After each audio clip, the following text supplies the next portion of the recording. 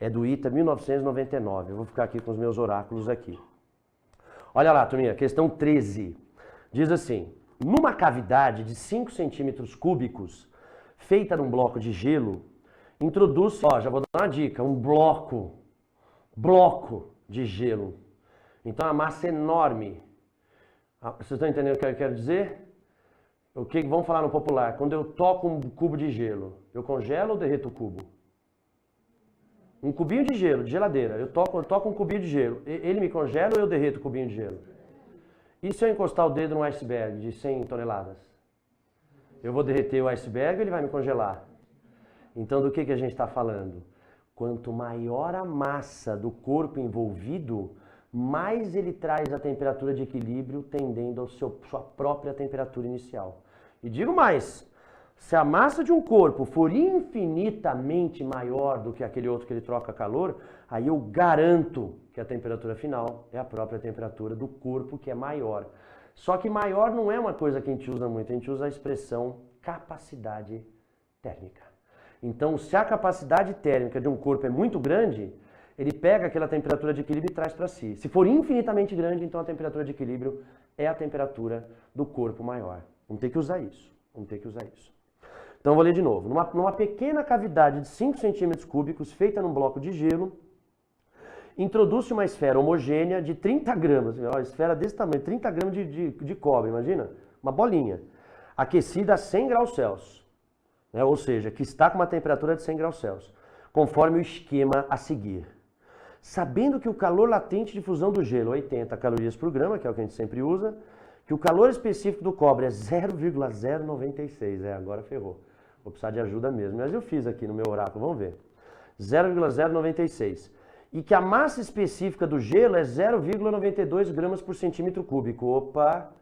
Se ele deu a densidade do gelo, provavelmente eu vou descobrir a massa de gelo que derreteu. E através da densidade eu vou, não é converter, né, mas eu vou ver o volume equivalente do gelo que derreteu. Tá bom. Então ele dá a densidade do gelo, 0,92. E é justamente por isso que a gente tem 8% só do iceberg para fora. Ó, isso aí é hidrostática, mas eu vou aproveitar para falar. A densidade de um corpo no CGS, em gramas por centímetro cúbico, já representa o volume imerso. Eu encontro alunos que não sabem disso. Então, às vezes, o cara coloca lá a questão, metade da esfera está afundada, a densidade é meio. Ó, uma gota de óleo, 80% afundado, a densidade é 0,8 gramas por centímetro cúbico. Então, a densidade no sistema CGS já representa sempre em água, né? Tem que estar em água, senão não adianta. A densidade relativa é qualquer jeito. Exatamente, esse é o conceito. Você tirou exatamente, perfeito. É a densidade relativa daquele corpo em relação àquele líquido. Como é água, a densidade é 1, então passa a ser uma porcentagem. Perfeito. Legal, mas isso aí é da outra frente, já aproveitamos. Aí o que ele pergunta? Ele quer saber o volume total da cavidade. É igual a... amo o Instituto Tecnológico Aeronáutico, muitos amigos lá. Mas uma pequena imprecisão, né? Não custava nada ele dizer o seguinte: qual o volume total da cavidade ao fim do processo? Ou qual o volume total da cavidade no equilíbrio térmico? Mas é um bom texto, mas se tivesse essa expressão, os alunos se sentiriam melhor, eles fariam melhor. Então vamos lá, do que se trata então? Vem para cá, ó. Então a gente tem o seguinte, a gente tem lá a cavidade e basicamente você tem o seguinte. Ô Thunder, então quer dizer que agora vai derreter o gelo e ele vai se aquecer? De jeito nenhum, é um bloco enorme. Então para você aquecer o e-gelo, você tem que derreter todo o bloco com uma bolinha, não dá. Então é certeza que o bloco é que vai levar a bolinha até zero, que é a sua temperatura de equilíbrio. Que ele falou que o gelo está a 0 graus, né? A gente, olha, também não falou, olha agora que eu percebi. Mas a gente vai usar, como ele não falou nada, a gente usa a hipótese de que o gelo está fundente. Ou seja, 0 graus. Então o que a gente vai ter? A gente vai ter o calor, da esfera, calor perdido pela esfera, mais o calor recebido pelo gelo. Eu estou desconfiado que ele devia ter dito essa temperatura 0 em algum outro lugar. Mas na ausência você usa a solução mais razoável. Ou seja, vou até colocar aqui, ó, já estamos fazendo a hipótese que esse gelo está fundente. Legal. Tá bom. O que mais? A esfera não vai mudar de estado, o gelo só vai derreter. Não vou conseguir aquecer o ex-gelo, porque eu teria que derreter tudo. Então eu vou fazer assim aqui, ó. Aqui é que macete. Então eu vou pegar a massa da esfera, e agora uma conta lazarenta, vamos ver se eu consigo. Calor específico 0,096. E agora que interessante, ó, temperatura final 0. O que você está dizendo quando você coloca 0? Você está dizendo assim, a esfera é bem menor do que o bloco de gelo. Então é certeza que a temperatura final de equilíbrio é a do corpo que tem a maior capacidade térmica. Tá? Mas ele não deu esse 0 aqui, devia estar em algum lugarzinho lá da prova. Legal, 0 porque o bloco é grande e é ele que vai trazer a barra até a sua temperatura. Menos a sua temperatura inicial, que é 100. Mais, esse aqui foi o que macete, né? MC delta T. Ah, esqueci de olhar as unidades. Não, tá tudo bem. Grama por centímetro, tá tudo certo. E o gelo fundente, ml, né? Calor latente não depende da temperatura.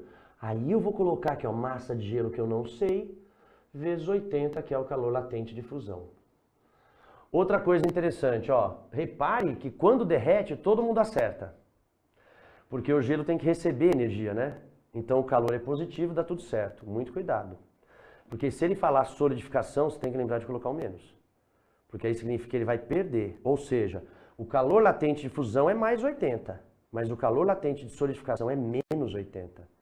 Tem gente que às vezes esquece esse sinal. Mas no nosso caso não precisa, porque é derretimento mesmo. Vamos lá, deixa eu ver. Eu sempre peço ajuda aqui, ó, nas minhas contas. O quê?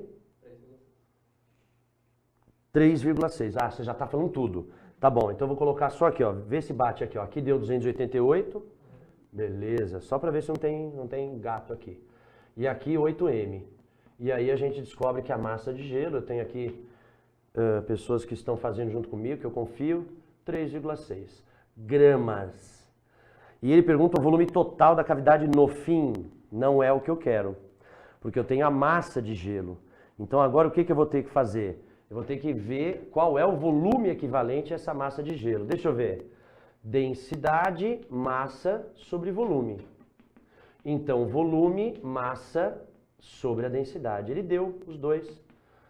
Aliás, ele deu não. A gente calculou a massa de gelo e a densidade de gelo, cadê? 0,92. Fazendo essa conta, a gente sempre pede aqui confirmação. Me parece que vai dar 3,89, 3,9. Confere. Então aqui a gente descobre que essa massa de gelo, quando derrete, ela tem o volume que deixa de existir equivalente a 3,9. Mas a cavidade tinha 5 centímetros cúbicos, ou seja, o volume final da cavidade é justamente o volume inicial e o volume que não existe mais, porque ele foi embora, porque o gelo derreteu. Então esse é o volume equivalente do gelo que derreteu. Logo, a gente vai ter que fazer essa soma. Então tinha 5 centímetros a cavidade, derreteu 3,6, equivalente a 3,9, e aí então você vai encontrar uma cavidade no final do processo, já em equilíbrio térmico, de 8,9 centímetros cúbicos. E aí nas nossas alternativas aí, a gente teria a alternativa A. Só fica o comentário de que talvez ele tivesse que dizer, né, mais claramente que o gelo estava se fundindo. Mas é que a gente pega as questões da prova, provavelmente devia estar em algum lugarzinho lá. Às vezes não, e aí você faz o mínimo. Você fala, meu, se ele não falou, então a gente subentende que ele já está pronto para derreter. Excelente questão conceitual, do jeito que eles gostam.